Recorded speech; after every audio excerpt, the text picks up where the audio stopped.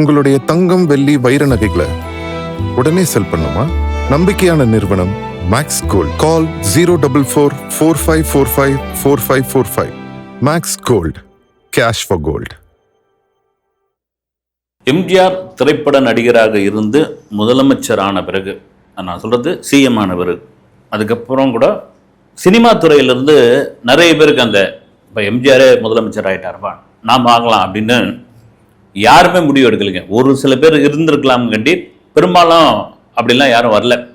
அதுக்கு இன்னொரு காரணம் என்னென்னா, எம்ஜிஆர் ஏற்கனவே திமுகவில் இருந்து அதன் பிறகு தான் அதிமுகன்னு ஒரு கட்சியை ஆரம்பித்து அதன் பிறகு முதலமைச்சர் ஆனார். அவருடைய அந்த பயணம் அரசியலுக்குள்ளே இருக்கிறாருப்பா, அவர் திபுன்னு வரல அப்படின்னு. இது சொல்கிறதுக்கான காரணம் என்னென்னா, விஜய் சிஎம் ஆன பிறகு சினிமா வட்டாரத்தில் பல பேருக்கு சிஎம் கனவு வந்துடுச்சு அப்படின்ற ஒரு டாக் ஓடிக்கிட்டு இருக்கு. உண்மையும் அதுதான். அதை இன்னும் உறுதி செய்யும் விதமாக முந்த நாள் தான் தனுஷ் ஒரு புதிய கட்சி கொடியை, அப்படி சொல்லாமல் ரசிகர் மன்ற கொடின்னு சொல்கிறாங்க. எனக்கு தெரிஞ்சு பார்த்தீங்கன்னா அது கட்சி கொடி மாதிரி தான் இருக்குது. அவங்க தரப்பில் சொல்கிறாங்க இல்லைங்க, அது ரசிகர் மன்ற கொடி அப்படின்னு அவங்க தரப்பில் தான், தனுஷ் சொல்ல. நீங்கள் பார்த்தீங்கன்னா 2 கலரு, நடுவில் ஒரு நட்சத்திரம், அவர் அப்படி கும்பிட்ற மாதிரி, எண்ணம் போல் வாழ்க்கை. அதை எங்கேயும் சொல்லுவார் அவர், எண்ணம் போல் வாழ்க்கை, எண்ணம் போல் வாழ்க்கை அப்படின்னு. அது எல்லாருக்கும் அவங்கவுங்க எண்ணத்தை பொறுத்து தான் வாழ்க்கை உண்மையிலே. இதெல்லாம் தாண்டி தனுஷ் இந்த புதிய கட்சிக்கான அச்சாரமாகத்தான் இந்த கொடியை ரொம்ப மௌனமாக, ரொம்ப கமுக்கமாக இதை வெளியிட்டிருக்காரா? அந்த கமுக்கமான்னு சொல்கிறதுக்கான காரணம் என்னென்னா, அவரே அப்படி தான் இருப்பார். பெரும்பாலும் ரொம்ப பவ்யமாக, அதிகம் பேசாமல், ஒரு மேடையில் வந்தால் கூட ரொம்ப இது இருப்பார். கோபம் ஆயிடுச்சுன்னா, என்னுடைய ஒரு செங்கலை கூட எவனாலையும் உருவ முடியாதுரா அப்படின்ற அளவுக்கு ஒரு கோபம் வந்துடும். அதே வேளையில் புதுவெளியில் நான் ரொம்ப ஒரு சாதாரண ஆளுங்க, ஒரு இதுவான ஆளுங்க. நான் பெரிய இடத்து மாப்பிள்ளையாக இருந்தபோது கூட அதெல்லாம் ஒன்றும் கிடையாதுங்க அப்படின்ற ஒரு தன்னடக்கம். அது தன்னடக்கமா அல்லது நடிப்பான அந்த விவாதத்துக்குள்ளே போகத்தாவில்ல. நம்ம இப்போ அந்த ஆரம்பிச்சுக்கிற இந்த கொடி, இந்த அறிமுகப்படுத்துகிற இந்த கொடி கட்சி கொடியா ரசிகர் மன்ற கொடியா அப்படின்ற ஒரு விஷயம். அது கட்சி கொடியா கூட இருந்துட்டு போனோம். ஏன் விஜய் வந்தால் மற்றவங்களாம் வரக்கூடாதா? அண்ணன் சத்தியமாக அப்படிலாம் நான் சொல்லவே இல்லைங்க. வரக்கூடாதுன்னு சொல்ல, யார் வேணாலும் ஜனநாயக நாட்டில் யார் வேணாலும் அரசியலுக்குள்ளே வரலாம், யார் வேணாலும் கட்சி ஆரம்பிக்கலாம்.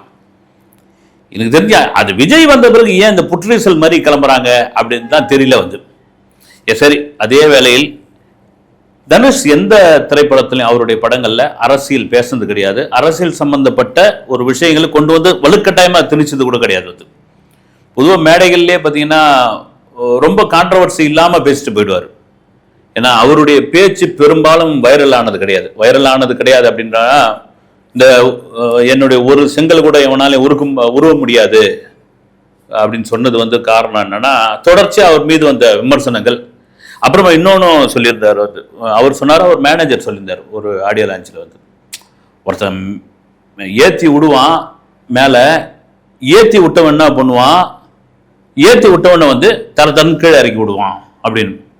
அது யாரை சொன்னாங்கன்னு பேசிக்கிட்டோம். இந்த மாதிரியான விஷயங்கள் நான் எவ்வளோ பேர் உதவி பண்ணுறேன், என் முதுகில் குத்திட்டு போயிடுறாங்க அப்படின்ற அர்த்தம் இருக்குமே கண்டி, அதில் நான் எதிர்காலத்தில் அரசியல் கட்சி ஆரம்பிக்க போகிறேன், அதில் சிஎம்மாக நான் உட்கார போகிறேன், தமிழ்நாட்டை மாற்றி அமைக்க போகிறேன் அப்படின்னு எந்த படத்துலையும் அவர் பேசுனது கிடையாது. அதே வேளையில் இந்த கொடி இப்போ அறிமுகப்படுத்துவதற்கான காரணம் என்ன அப்படின் பொழுது, எதிர்கால அரசியலுக்கான ஒரு அஸ்திவாரம் இது. அதில் எந்தவித மாற்று கருத்தும் இல்லவே இல்லை. அதுக்கு 2-3 காரணங்களை சொல்லலாம். அது நியாயமான காரணங்கள் தான். ஏன்னா சமீபத்தில் நடந்த ஒரு திரைப்பட விழாவில் தனுஷோடைய தந்தை இயக்குனர் நடிகர் கஸ்தூரிராஜா அவர் பேசும்போது, நடிகர்லாம் அரசியலுக்குள்ளே வராங்க, குறிப்பாக விஜய் சிஎம் ஆகிட்டார், அதை பற்றி பேசிகிட்டு இருக்கும்போது, அது என்னங்க ஆகலாங்க, நம்ம சொன்ன மாதிரி தான், தாராளமாக ஆகலாம். ஜனநாயக நாட்டில் யார் வேணாலும் ஆகலாங்க, யார் வேணாலும் அரசியலுக்குள்ளே வரலாம், யார் வேணாலும் சிஎம் ஆகலாம். மக்கள் ஓட்டு போட்டா யார் வேணாலும் ஆக முடியும். மக்கள் ஓட்டு போட்டா, மக்கள் வாக்களித்தா பிஎம் கூட ஆகலாம். அதே சமயத்தில் எங்கள் குடும்பத்திலிருந்து, யார் அவர் கஸ்தூரிராஜா குடும்பத்திலிருந்து, என் மகனோ இல்லை மகன்களோ என் பேர பிள்ளைங்களோ யார் வேணாலும் கூட வரலாம் அப்படின்னு ஒரு பஞ்சு ஒன்று வச்சுருந்தார். அது ஒன்றும் தவறு கிடையாது. யதார்த்தமான ஒரு பேசுகிற பேச்சு தான். இதெல்லாம் மீறி தனுஷுக்கே உள்ளுக்குள்ளே ஒரு பெரிய இது ஓடிக்கிட்டே இருக்குது. ஏன்னா மிக சமீபமாக ஒரு கடந்த 6 மாதமாக இது எவ்வளவு பேருக்கு தெரியும், சைலண்டா அவர் வந்து தன்னுடைய ரசிகர்களை சந்திக்கிற நிகழ்ச்சியை நடத்துது. ரொம்ப சைலண்டானா என்னன்னா, பொதுவாக இந்த ரசிகர்களை சந்திக்கிறது வந்து ஒரு பெரும் விழாவெல்லாம் எடுத்து கொண்டாடுவாங்க. பத்திரிகையில் செய்தியாக கொடுப்பாங்க, சோஷியல் மீடியாவில் அதை போடுவாங்க. இவர் அந்த மாதிரி எதுவுமே நீங்கள் பண்ணவே கூடாது. நீங்கள் வரீங்க, உண்மையான ரசிகர்னா நீங்கள் வரீங்க, நீங்கள் அட்டன் பண்ணுறீங்க, ஸ்பீச்சை கேட்குறீங்க, என் கூட ஃபோட்டோ எடுத்துக்கிறீங்க, அந்த ஃபோட்டோவை கூட நீங்கள் அதிக அளவில் நீங்கள் சோஷியல் மீடியாவில் போடக்கூடாது. நான் சொல்லக்கூடிய கருத்தை மட்டும் நீங்கள் கேட்டுங்கன்ட்டு அந்த கூட்டத்தில் வெளியாட்களுக்கு, மீடியாக்களுக்கு அனுமதி கிடையாது.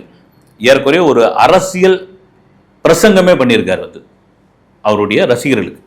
அது மறைமுகமான அரசியல் பிரசங்கம். கடந்த 6 மாத காலமாக அவர்களை, தன்னுடைய ரசிகர்களை ஒரு அரசியலுக்கான பயிற்சிக்காக அவர் தயார்படுத்திக் கொண்டிருக்கிறார் என்பதுதான் உண்மை. ஓகேங்க, இதெல்லாம் மீறி இன்னொன்று பெரிய விஷயம் ஒன்று இருக்குது. இந்த போயஸ் கார்டன் அரசியல்னு ஒன்று இருக்குது. அது போயஸ் கார்டன் அரசியல்னா அரசியலுக்குள்ள போகல. சென்னையினுடைய மிக முக்கியமான ஒரு பகுதி வந்து என்ன சொல்றது வந்து ஒரு மேட்டுக்குடிகள் இருக்கக்கூடிய பகுதி, பெரும் பணக்காரர்கள் இருக்கக்கூடியது. நீ எங்க இருக்கிறப்பா அப்படின்னா, நான் போயஸ் கார்டன்ல இருக்கிறேன் அப்படின்னு சொல்றது எவ்வளவு பெரிய பெருமை வந்து. நீங்க சூப்பர் ஸ்டார் ரஜினிகாந்த் அவர் வீட்டு முன்னாடி போயிட்டு ஒவ்வொரு தீபாவளி, புத்தாண்டு, பொங்கல், தமிழ் புத்தாண்டு எல்லாத்துக்கும் போயிட்டு தலைவா தலைவா தலைவான்னு கத்திருந்தோடனே பக்கத்து வீட்டில் இருந்த ஒரு வயதானவர் அவங்க டென்ஷன் ஆயிட்டாங்க. ஏன்னா எப்போ பார்த்தாலும் வந்து தலைவா தலைவான்னு கத்துங்க, மீடியாக்காரங்க வந்து கேமரா இது பண்ணுறீங்க, இங்கே வந்து எச்ச துப்புறீங்க, நாங்களும் தாங்க வரி கட்டுறோம், அவர் மட்டும் வரி கட்டுற, நாங்களும் குழா வரி கட்டுறோம், சொத்து வரி கட்டுறோம், கழிப்பறை வரி கட்டணும், எல்லா வரியும் கட்டுறோம், எங்களுக்கு இது இருக்குது, உங்களை கேட்கறதுக்கு ஒரு ரூல்ஸ் இருக்குது. நீங்கள் தலைவா தலைவானா அவர் எதுவும் வீட்டில் விட சொல்லுங்களேன், வெளியே நிற்க வைக்கிறாரு அப்படின்னு கேள்வி கேட்டப்போ சிலர்லாம் கூட கேட்டிருந்தாங்க. ஏங்க ரைட்டுங்க, நீங்கள் கேட்டீங்க ரைட்டு, அவர் ஒரு செலிபிரிட்டி, மிக முக்கியமான இந்தியாவினுடைய ஒரு ஐக்கான் அவர். இப்போ உங்களையே நீங்கள் எங்கே இருக்கிறீங்க அப்படின்னு உங்களை கேட்டால், நான் போயஸ் கார்டனில் இருக்கிறேன்னு சொல்கிறத தாண்டி ரஜினி வீட்டு பக்கத்து வீட்டில் இருக்கிறேன், அவருடைய பக்கத்து வீட்டுக்காரர் நாங்கள் அப்படி சொல்கிறதுல எவ்வளோ பெருமை இருக்குது. சொல்கிறதுக்கான காரணம் என்ன, அவ்வளோ முக்கியமான இடம் வந்து போயஸ் கார்டன். இந்த போயஸ் கார்டன் ஒரு அது சின்னதாக ஒரு குட்டியோண்டு ஒரு வரலாறு மட்டும் நான் சொல்லிடுறேன். வந்து நான் படித்தது தான். வந்து ஆங்கிலேயர் காலத்தில் போயஸ் அப்படின்ற ஒரு கலெக்டர் இருந்தார். அப்போ வந்து சர்ச்சு வந்து செக்ரட்டரியேட்டில் இருந்தது. அந்த வீடை வந்து போயஸில் அங்கே கட்டிட்டு அவர் சர்ச்சுக்கு போயிட்டு வரதுக்கு பாருங்கள், அந்த போயஸ் கார்டன்லேருந்து செக்ரட்டரியேட் போயிட்டு வரதுக்கு அவருக்கு ரொம்ப டைம் எடுக்குது அப்படின்றதுக்காக இங்கே அந்த கத்தீட்ரல் ரோடில் அமெரிக்கன் எம்பசி பக்கத்தில் ஒரு சர்ச் ஒன்று இருக்கும், அவர் கட்டினது தான். ஏன்னா அவர் வீட்டு எதுக்கு அப்படியே நடந்தே போய் அந்த சர்ச்சில் போயிட்டு வழிபட்டு வந்துடுவார்.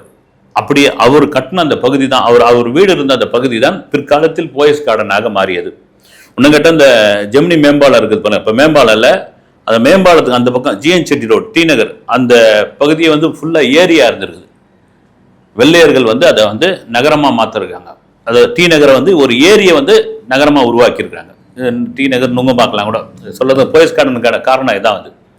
அதன் பிறகு ரஜினிகாந்த் அங்கே வந்து வீடு கட்டினார், மறைந்த செல்வி ஜெயலலிதா அவர்கள் வந்தாங்க. அப்புறம் முக்கிய பெரும்புள்ளிகள்லாம் அங்கே இருக்காங்க. வந்து இப்போ தனுஷ் வந்து ஒரு 150 கோடி ரூபாயில் அவங்க ஒரு பெரும் பங்களா ஒன்று கட்டினார் பாருங்க. அதுதான் பெரிய பேசும் பொருளாக இருந்தது. அவர் சொன்னார், என்னுடைய பெரிய லட்சியம் அப்படின்னு.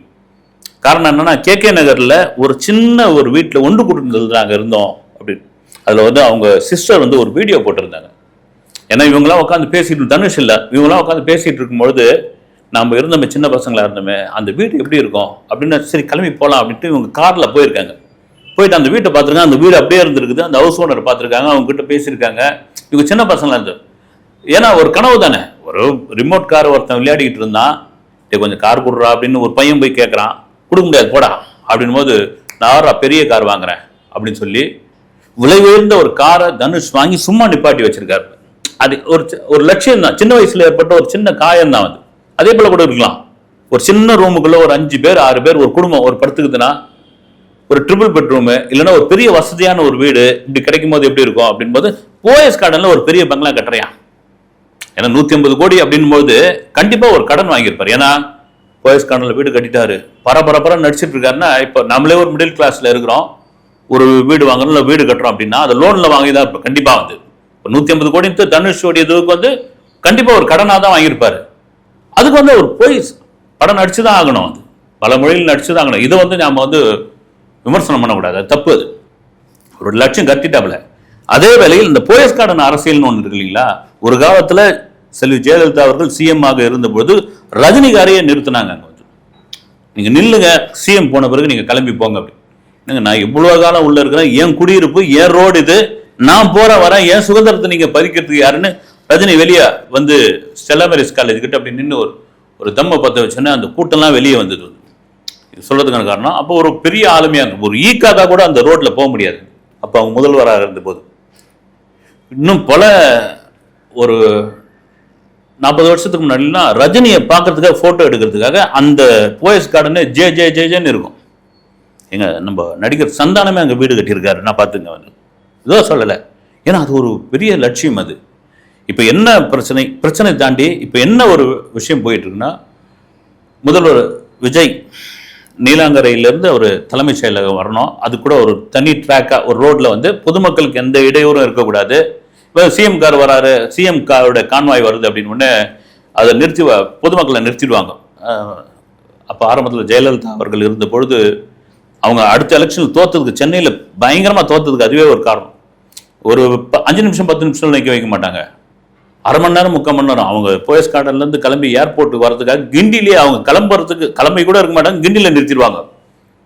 எவ்வளோ நேரம் நின்று எடுத்து வந்து மீறி அந்த ரோட்டில் போயிட்டா அவ்வளோதான், அவனை தூக்கி அப்படி போட்டுருவாங்க. வந்து வேற வழியில் அவங்களுக்கு கொடுத்த இன்ஸ்ட்ரக்ஷன் அதுதான், அதுவே இதுவாகி போச்சு. ஆனால் இவர் என்ன பண்ணிட்டாரு, எனக்கு தனி ட்ராக்கு, அவங்க பாட்டுன்னு பொதுமக்கள் பாட்டுன்னு போயிட்டு இருக்குன்னு. ஆனால் அதே வேளையில் நீலாங்கரிலேருந்து தலைமைச் செயலகம் 21 கிலோமீட்டரு அப்படின் பொழுது நம்ம பக்கத்திலே இருந்தாருக்கும், அந்த பக்கத்திலே அப்படின்ற ஒரு இடம் வந்து போயஸ் கார்டனாக இருந்தால் எப்படி இருக்கும். ஏன்னா போயஸ் கார்டனில் ரஜினிகாந்த் இருக்காரு, சிஎம் ஜெயலலிதா அவர்கள் இருந்தாங்க, முன்னாள் சிஎம் தனுஷ் இருக்காரு, இன்னும் பல முக்கியஸ்தர்கள்லாம் இருக்காங்க. இப்போ ஒரு சிஎம் அங்கேருந்து கிளம்பி வராரு அப்படின்னா எப்படி இருக்கும் அப்படி நம்ம போயஸ் கார்டனில் இருக்கிறோம், நாம ஏன் அரசியலுக்குள்ளே வரக்கூடாதா அப்படின்ற ஒரு எண்ணம் இருந்திருக்கலாம்.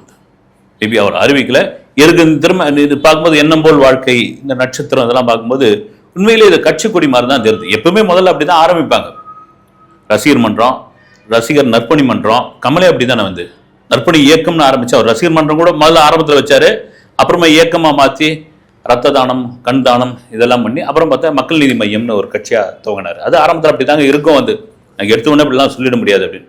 இப்போ கூட சமீபத்தில் சூர்யா ரசிகர் மன்றத்தை நற்பணி மன்றத்தை சேர்ந்தவர்கள்லாம் வந்து ஒரு கூட்டம், அதனுடைய ஒரு முக்கிய நிர்வாகி எழுந்து, சூர்யா எங்க அண்ணா சூர்யா அரசியலுக்குள்ள வந்துடுறாரு, அடுத்து பாருங்க ஒரு கட்சி ஆரம்பிக்கிறாரு, நாங்கள் கட்சியில் வந்து பணியாற்ற போகிறோம்னு சொன்னோடனே அது பெரிய வைரல் ஆனோடனே அவர் உடனே ஒரு மறுப்பு ஒன்று சூர்யா தரப்புலேருந்து கொடுத்தாங்க. அதெல்லாம் ஒன்றும் கிடையாதுங்க, யாரோ ஒருத்தர் சொல்லிட்டாரு, அப்படிலாம் கிடையாது, நாங்கள் எடுக்கிறது தான் முடியும் அப்படின்னா கூட கண்டிப்பாக சூர்யாவுக்குள்ள அந்த மனசு இருக்குல்ல.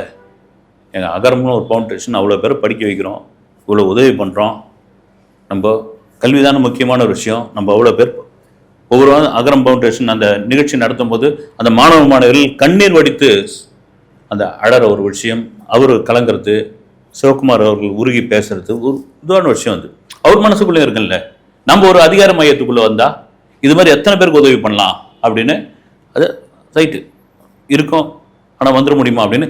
இது இன்னும் அதிகமானது நான் சூர்யாவுக்கும் கிடையாது, நிறைய பேருக்கு வந்து அது குடம்பகத்தில் நிறைய பேருக்கு வந்ததுக்கான காரணம் என்னன்னா, விஜய் வந்துட்டாரப்பா அப்படின்ற ஒரு விஷயம்தான் காரணம். என்னன்னா யாருமே எதிர்பார்க்காது தான், அதுதான் ரொம்ப முக்கியமான விஷயம். அவங்கள யாருமே வந்து, நான் திரும்ப சொல்றேனே,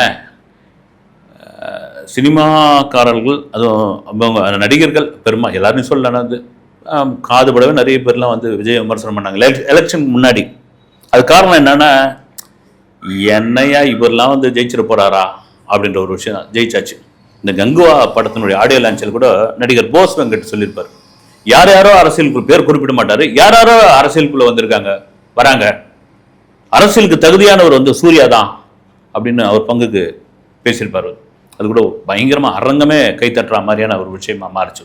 இதில் ரொம்ப முக்கியமானது அந்த அரசியல் சொல்லும்போது அவரை மிஸ் பண்ணாமல் இருக்கவே கூடாது. விஷால் ரொம்ப ரொம்ப முக்கியமானவர் வந்து. ஏன்னா இந்த 2026 எலெக்ஷன் முன்னாடி கூட சொன்னார் வந்து, என்னை வந்து வாக்காளர் பெயர் பட்டியலில் பார்க்கறத விட வேட்பாளர் பெயர் பட்டியலில் என்ன பார்ப்பீங்க பாருங்க அப்படின்லாம் சொன்னார் வந்து. கடைசி வரைக்கும் ஒரு கட்சியை ஆரம்பிக்கல, இப்படி சீசன் ஏதாவது ஒன்று பண்ணிக்கிட்டே இருப்பார். அவருக்குள்ள பயங்கரமான ஒரு ஆசை இருக்குது, அவருக்கு தமிழ்நாட்டு முதல்வர் ஆகணுன்ற ஒரு ஆசை நிச்சயமா இருக்குது. அது தப்பே கிடையாது, மக்கள் ஏற்றுக்கிட்டாங்கன்னா யார் வேணாலும், விஷால் என்ன குஷால் கூட சிஎம் ஆகலாம் சொல்கிறேன் நான், அதில் தப்பே கிடையாது. ஆர்கே நகர் தொகுதியில் போய் நின்று அப்புறம் அந்த கையெழுத்து போடுறவர் ஒருத்தர் அவர் வாபஸ் வாங்கிட்டார். இல்லை நான் இவர் என்னை மிரட்டி கூட்டின்னு வந்தார், துட்டு கூட்டு வந்தாருன்னு சொல்லி அந்த வேட்புமனு தள்ளுபடி பண்ணிட்டாங்க. அப்புறம் திடீர்னு ஏதாவது ஆடியோ லான்ச்சில் அரசியல் பற்றி பேசுவார் வந்து. அப்புறம் பார்த்தீங்கன்னா அண்ணா நகர் அவர் வீட்டு முன்னாடி நின்று மழை வெள்ளத்தில் பார்த்தீங்களா எப்படிலாம் அது மேடான பகுதியில் நின்றுட்டு ஏதாவது ஒன்று பண்ணிக்கிட்டே இருக்கணும். விஜய் வந்து சைக்கிளில் வந்து ஓட்டு போட்டார் இல்லையா, இவரும் ஒரு தடவை அப்படியே சைக்கிள் எடுத்துன்னு ஓட்டு போடுறதுக்கு போய் அதெல்லாம் அவர் என்னெல்லாம் பண்ணுறாரோ அதெல்லாம் பண்ணுவார் வந்து. அவருக்கு என்னன்னா இவர் விஜய் சிஎம் ஆயிட்டாருன்னு உடனே இன்னும் தன்னுடைய விஷால் நற்பணி இயக்கமாக நற்பணி வந்து ஏதோ அது கூட ஸ்லோகன்ஸ் இருக்குன்னு அந்த கொடியில் கூட போட்டிருந்தாங்க. ஏறக்கூடிய விஜய் நற்பணி இயக்கம் மாதிரியே அந்த கொடி இருந்தது ஒயிட்டில், ஒன்று சேர் அப்புறம் ஏதோ ஒன்று, அது சரியாக தெரியல எனக்கு வந்து. அதெல்லாம் கூட உருவாக்குனார் வந்து. இப்போ கூட சிஎம் விஜய் பார்க்க போகும்போது எல்லாரும் புத்தகம் எடுத்து போய் கொடுக்குறீங்க, பூங்கொத்து கொடுக்குறீங்க. நான் பாருங்க எங்களுடைய தேவி அறக்கட்டளை மூலமாக 3 பெண் குழந்தைகளுக்கு படிப்பு செலவுக்கான தொகையை வந்து கொடுத்துருக்கேன், அதற்கான ஒரு ரசீது எடுத்து போய் கொடுத்தேனான்னு சொல்லி இது பண்ணியிருந்தார். இது கூட பாருங்க, நீங்க தான் சிஎம் ஆகி உதவி பண்ணுவீங்களா? சிஎம்ஏ இல்லாமல் தனிப்பட்ட முதல்ல நான் ஒரு உதவி பண்ணுறேன் பாருங்க. அப்படியே இப்போ விஜய் இதுக்கு முன்னே உதவியே பண்ணலையா அப்படின்னு ஒரு கேள்வி இருக்குது. அவரும் நிறைய உதவி பண்ணியிருக்காருங்க. இது சொல்றதுக்கான காரணம் என்னன்னா, எங்க முக்கியமான ஒருத்தருங்க வந்து விஜய் என்னைக்கு சிஎம் ஆனாரோ அன்னிலிருந்து இது கிட்டத்தட்ட ஒரு 4-5 வீடியோ போட்டிருப்பாருன்னு நினைக்கிறேன்.